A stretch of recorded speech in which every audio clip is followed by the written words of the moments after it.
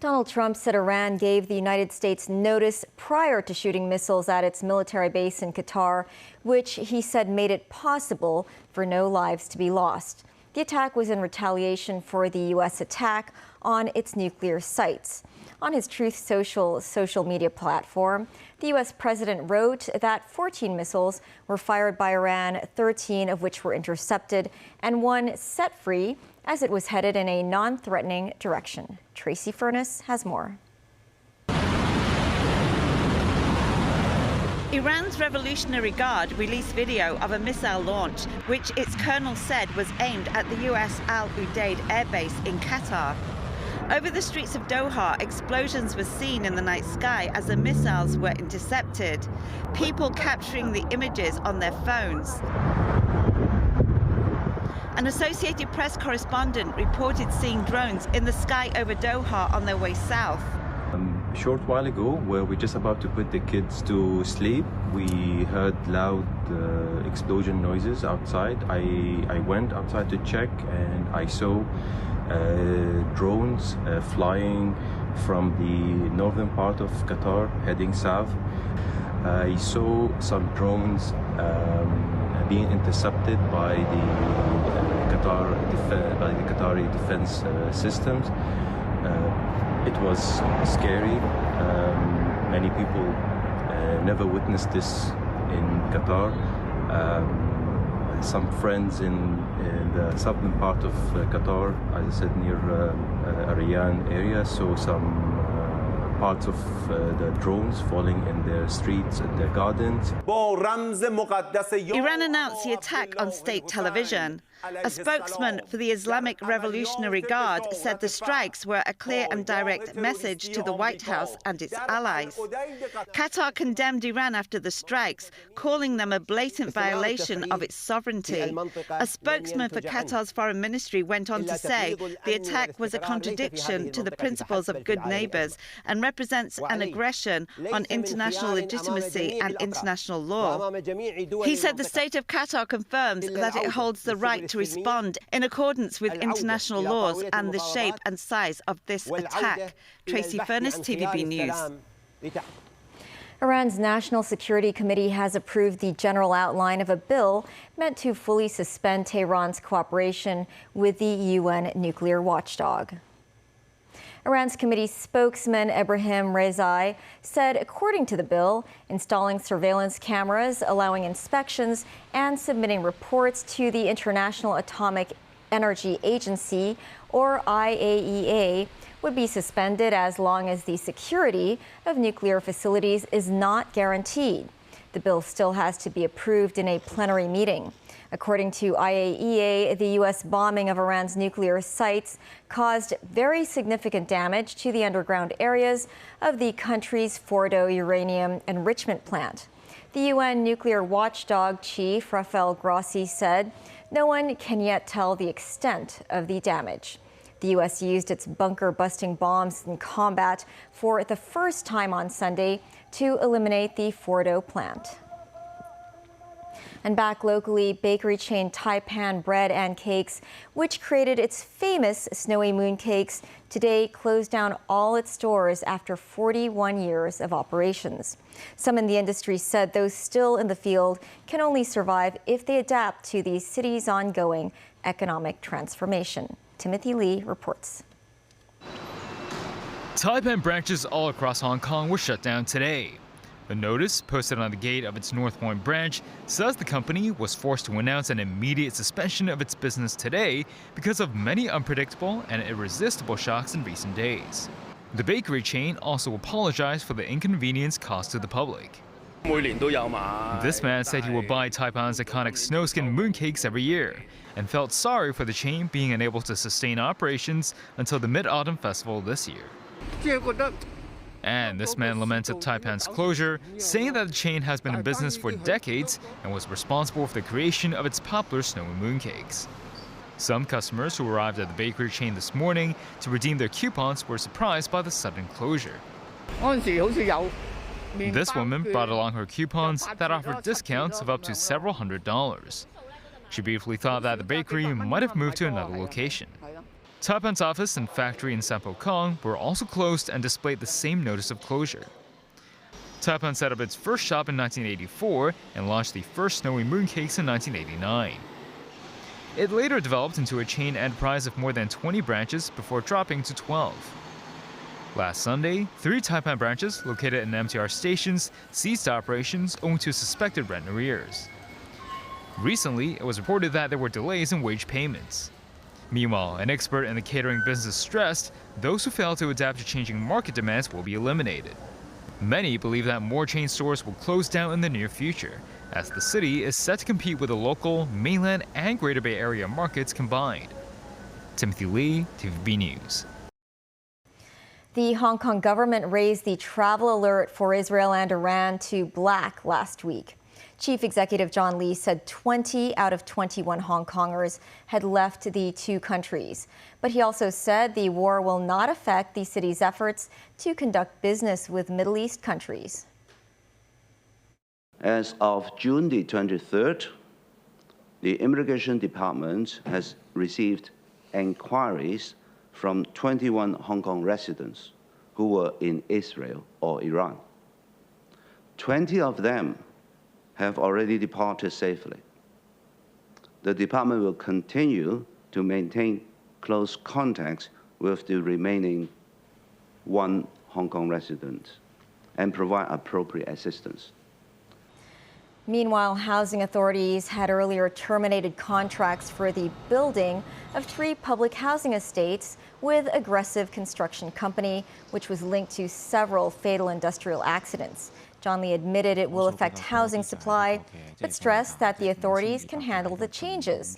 Anthony Chu, executive director of the Federation of Public Housing Estates, believes the company's suspension order would lead to longer waiting times for public housing, with 6,200 units involved in total.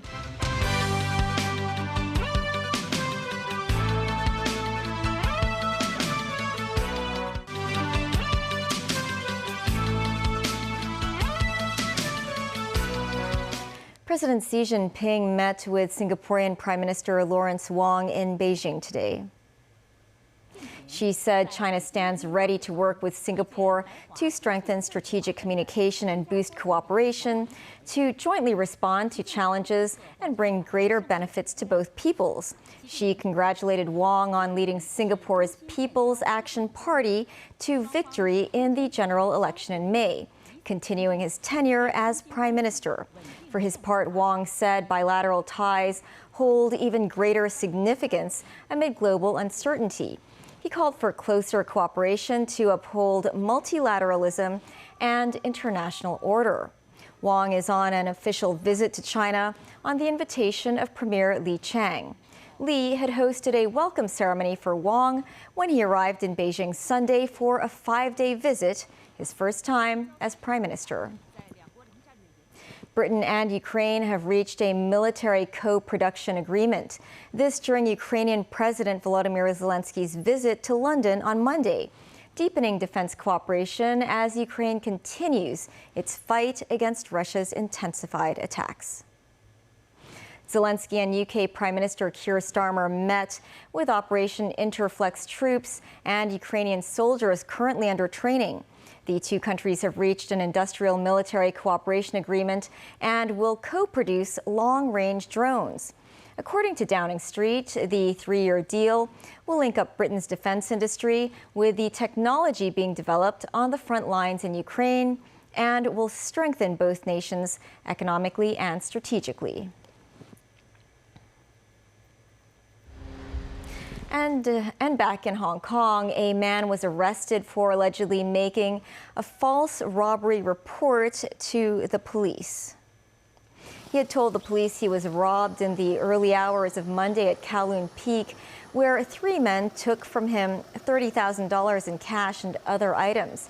He even claimed he managed to track the robbers through his lost Bluetooth earpiece to Yau Ma Tei. However, sources said after police investigations, the man was found not to have traveled to Kowloon Peak at all. Authorities believe the false report was made because of a money dispute. A designer and a contractor were fined $60,000 and $200,000 respectively for the illegal removal of a load-bearing wall in a Lohas Park residential unit 2 years ago. But the flat's owner pleaded not guilty and will return to court for another hearing. Timothy Lee tells us more. The unit in question is located in Tower 6 of the Capitol in Lohas Park. After renovation work was completed 2 years ago, footage uploaded to a property listing platform revealed the illegal modification and removal of a load-bearing wall in the unit. The unit's owner, interior designer, and construction contractor were each charged with 2 counts of criminal offenses and appeared at the Kuntang Magistrates Courts. The case involved flat owner Koo Chun-ho, who submitted an application for renovation on the 1st of November 2022. The buildings department later found parts of a 200mm thick load-bearing wall in the unit removed at the start of March the next year, creating a 2x1 meter hole. 2 other load-bearing walls in the kitchen and bedroom were also removed. Such designs did not receive the approval of the buildings department. Authorities said the holes in the wall could lower the structure's load-bearing capabilities, which could potentially result in a partial collapse of the building. The project's design director pleaded guilty to 1 count of engaging in construction works without prior approval or consent from the buildings department, while the prosecution dropped the other charge. The construction contractor, meanwhile, pleaded guilty to 2 charges. In mitigation, they said they already made reinforcements at the site, adding that the contractor paid $4 million on its own for repair works. The design director and construction contractor were fined $60,000 and $200,000 respectively. Timothy Lee, TVB News. A medical group warns that a large proportion of Hong Kong people may be overweight.